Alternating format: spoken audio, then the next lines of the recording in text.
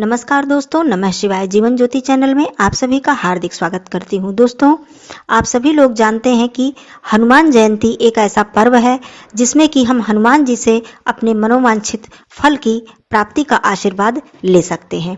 हनुमान जी की पूजा अर्चना करके उन्हें प्रसन्न करके हम जो चाहे वरदान उनसे प्राप्त कर सकते हैं, क्योंकि हनुमान जी सभी सिद्धियों को देने वाले हैं और हमारी सभी मनोरथ को पूरा करते हैं। सारे संकट और सारी बाधा को दूर करने वाले श्री हनुमान जी के चरणों में यदि हम मन लगाकर वंदना करते हैं, भक्ति भाव से उनका पूजन अर्चन करते हैं, तो दुनिया का कोई ऐसा संकट नहीं है जो कि दूर ना हो जाए।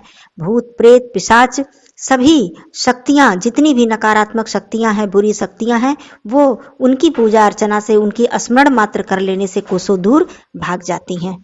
तो दोस्तों, आज की वीडियो में आप सभी लोग जानेंगे कि हनुमान जयंती पर बहुत ही आसानी से अपने घर पर ही कम समय में हम किस तरह हनुमान जी की पूजा अर्चना करें। साथ ही एक ऐसा महा उपाय जानेंगे आप लोग जो कि आपके किसी भी संकट के लिए, किसी भी बाधा के लिए बहुत ही अचूक और महा उपाय है, जिसको करने से आपको शीघ्र लाभ मिलेगा। जो भक्त लोग मंगलवार का व्रत रखते हैं, हनुमान जी की पूजा अर्चना करते हैं, उन्हें हनुमान जयंती पर यह विशेष उपाय अवश्य कर लेना चाहिए और इस दिन व्रत भी अवश्य धारण करना चाहिए। साथ ही आप लोग शुभ मुहूर्त भी जानेंगे कि हनुमान जी की पूजा किस शुभ समय में करें, ऐसे समय में करें कि जिससे आपको शीघ्र ही लाभ प्राप्त हो।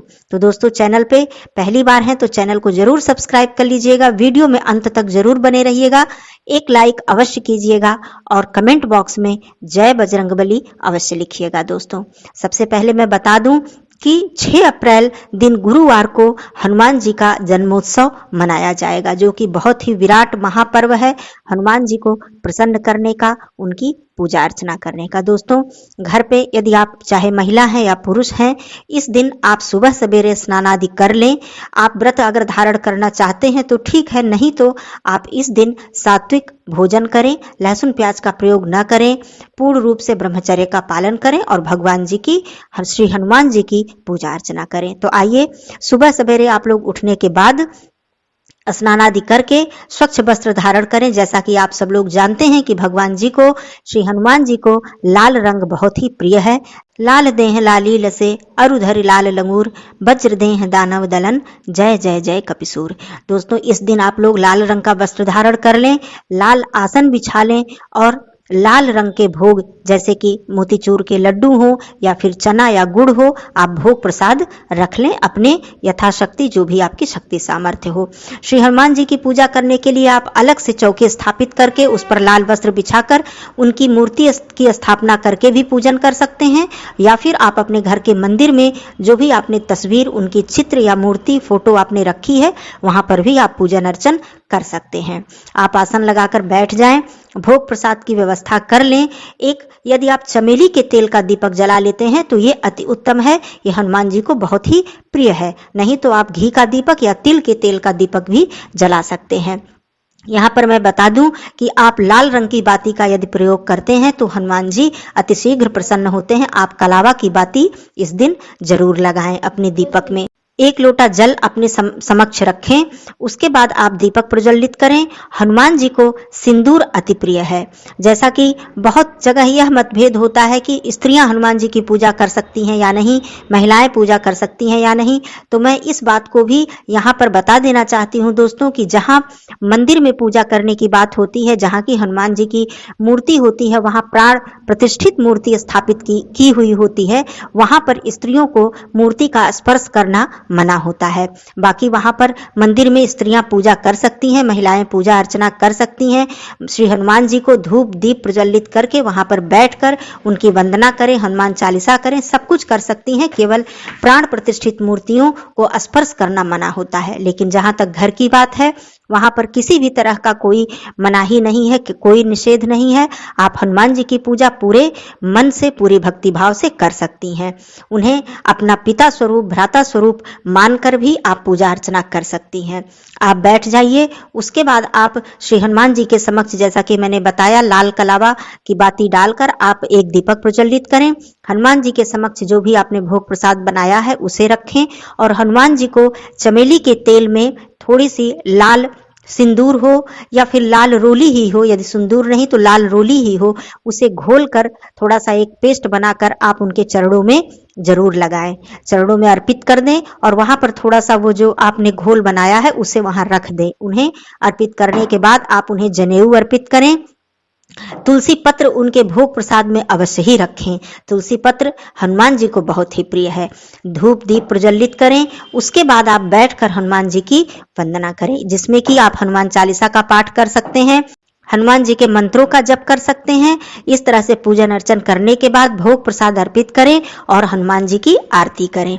ये साधारण पूजा हो गई। इससे पहले मैं एक बात और भी बता दूं कि आप लोग जब भी हनुमान जी की पूजा प्रारंभ करें तो सबसे पहले श्री राम जी की वंदना करें। श्री राम जी की स्तुति, उनकी वंदना करने के बाद ही आप हनुमान जी की पूजा प्रारंभ करें, क्योंकि श्री राम जी की पूजा के बिना हनुमान जी अपनी पूजा स्वीकार नहीं करते हैं। आरती करते समय श्री रामचंद्र जी की भी आरती आप लोग अवश्य करें।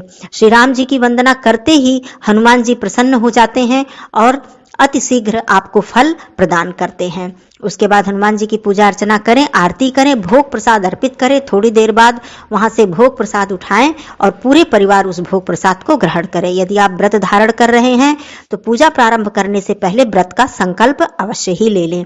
यदि व्रत धारण नहीं कर रहे हैं तो आप साधारण रूप से पूजा कर सकते हैं। व्रत यदि धारण कर रहे हैं तो मीठा फलाहार लें। एक समय आप भोजन कर सकते हैं, जो कि संध्या पूजन के बाद आप संध्या के समय दोबारा स्नान आदि करके श्री हनुमान जी के चरणों में वंदना करें, धूप दीप अर्पित करें, भोग प्रसाद अर्पित करें और संध्या के समय कुछ मीठा भोजन आप कर सकते हैं, जिसमें कि आप दूध रोटी है या गुड़ रोटी है, इस तरह का भोजन आप कर सकते हैं। और यदि चाहें तो आप रात्रि में भी फलाहार लेकर व्रत धारण कर सकते हैं। अब आइए एक महा उपाय की बात मैं बताती हूँ, जो कि बहुत ही सरल है और बहुत ही आसानी से आप इस उपाय को कर सकते हैं। साथ ही पूजा का शुभ मुहूर्त क्या है यह भी मैं बता देती हूँ। दोस्तों, हनुमान जयंती के दिन, जो कि 6 अप्रैल दिन गुरुवार का दिन है, इस दिन सुबह 7 बजे से लेकर 9:55 तक शुभ समय है श्री हनुमान जी की पूजा अर्चना करने का। यह बहुत ही उत्तम समय है और वैसे भी प्रातः काल की पूजा बहुत ही शुभ होती है और बहुत ही उत्तम फल को देने वाली होती है। आइए एक महा उपाय जान लेते हैं, जो कि बहुत ही सरल है। आपकी किसी भी प्रकार की बाधा, कोई भी संकट हो, किसी भी तरह की परेशानी हो, चाहे आर्थिक हो या शारीरिक हो या फिर घर में किसी भी तरह की परेशानी हो, कलह क्लेश लड़ाई झगड़े, किसी भी बाधा के लिए मैं बताती हूँ। आप इस दिन जिस तरह की मैंने पूजा पाठ करने के लिए साधारण बता दिया, दीपक आपने प्रज्वलित किया है, वहां पर आप लालासन लगाकर बैठ गए हैं, इस दिन आप सुंदरकांड का पाठ कर लें। सुंदरकांड का पाठ वैसे भी नियमित आपके घर में होना चाहिए, ये तो बहुत ही उत्तम है, लेकिन हनुमान जयंती एक ऐसा पर्व है, इस दिन आप जो ये पाठ करेंगे इसका आपको बहुत ही शीघ्र लाभ प्राप्त होगा। अब आपको पाठ कैसे करना है, सब कुछ आपने कर लिया, दीपक प्रज्वलित करके भोग प्रसाद अर्पित कर दिया। सुंदरकांड की पुस्तिका, जो भी पुस्तक है, चाहे वो रामायण में हो या फिर अलग से सुंदरकांड का पुस्तक मिलता है, आपने रखा, उसे आप कभी हाथ में मत रखें, जमीन पर मत रखें, लकड़ी के किसी पाटे पर मत रखें। लकड़ी का जो स्टैंड आता है आप उस पर रख सकते हैं, लकड़ी के पाटे पर भी रख सकते हैं, लेकिन उस पर एक लाल वस्त्र अवश्य ही बिछा लें। पुस्तक को प्रणाम करें, धूप दीप करें, उन्हें साक्षात श्री रामचंद्र जी और श्री हनुमान जी का वरदान समझकर उन्हें प्रणाम करें और उसके बाद आप पुस्तक खोलें। पुस्तक खोलने के बाद आप सुंदरकांड का पाठ करना शुरू करेंगे। आप उसमें संपुट लगाकर पाठ करें, जो कि मैं महा उपाय के विषय में बता रही हूं। आप संपुट कौन सा लगा सकते हैं, बहुत ही कोई संकट आपके जीवन में है, बहुत ही बाधा है और वो किसी भी तरह से दूर नहीं हो रही है, आपने बहुत सारा उपाय कर लिया है, तो आप यह संपुट लगा सकते हैं। कौन सो काज कठिन जग माही, जो नहीं होत तात तुम पाही। ये संपुट लगाकर आप ये पूरे सुंदरकांड का पाठ करें। संपुट लगाना आप जानते होंगे कि श्लोक के बाद जब चौपाई आती है तो संपुट लगाया जाता है, चौपाई के बाद जब छंद आता है, सोरठा आता है, दोहा आता है, अर्थात जब भी चौपाई खत्म हो रही है बीच में दोहा छंद सोरठा जो भी आता है, फिर उसके बीच में संपुट लगाकर फिर चौपाई का प्रारंभ किया जाता है। इस तरह से आप संपुट लगाते हुए सुंदरकांड का पाठ करें। दूसरा संपुट मैं बता देती हूँ कि दीन दयाल बिरदु संभारी, हरहु नाथ मम संकट भारी। यह संपुट लगाकर भी आप हनुमान जी के समक्ष बैठकर सुंदरकांड का पाठ इस दिन कर सकते हैं।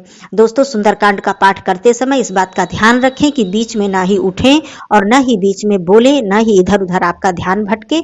आप पूरी तरह से उनके चरणों में अपनी मनोकामना को कहते हुए, अपने संकट, अपनी बाधा को उनसे कहते हुए आप इस सुंदरकांड का पाठ करें। अंत में उनसे क्षमा याचना करें और श्री रामायण जी की आरती करें, श्री हनुमान जी की आरती करें, भोग प्रसाद अर्पित करें और पूरे परिवार में उसे वितरित करें और स्वयं ग्रहण करें। इस तरह से आप इस दिन अवश्य ही कर लें। दोस्तों, विशेष दिन में किया गया कुछ विशेष उपाय बहुत ही शीघ्र फल प्रदान करता है। और श्री हनुमान जी की पूजा अर्चना करने से तो आप वैसे ही जानते हैं कि सारे संकट, सारी बाधाएं दूर होती हैं। तो उनके जन्म उत्सव पर, इस पर्व पर यदि हम इस तरह करते हैं, पाठ करते हैं हनुमान चालीसा या सुंदरकांड का, तो हनुमान जी की कृपा हमें शीघ्र ही प्राप्त होती है। तो दोस्तों, ये साधारण सी पूजा थी आपके घर में और आप कर सकते हैं, और इस सुंदरकांड के पाठ के माध्यम से आप अपनी किसी भी मनोकामना की पूर्ति कर सकते हैं। तो दोस्तों, आपको वीडियो कैसा लगा जरूर बताइएगा। कोई प्रश्न रह गया हो तो कमेंट के माध्यम से आप लोग पूछ सकते हैं। आप सभी लोगों को हनुमान जयंती की हार्दिक शुभकामनाएं। श्री हनुमान जी आप सभी का कल्याण करें। धन्यवाद दोस्तों। नमः शिवाय।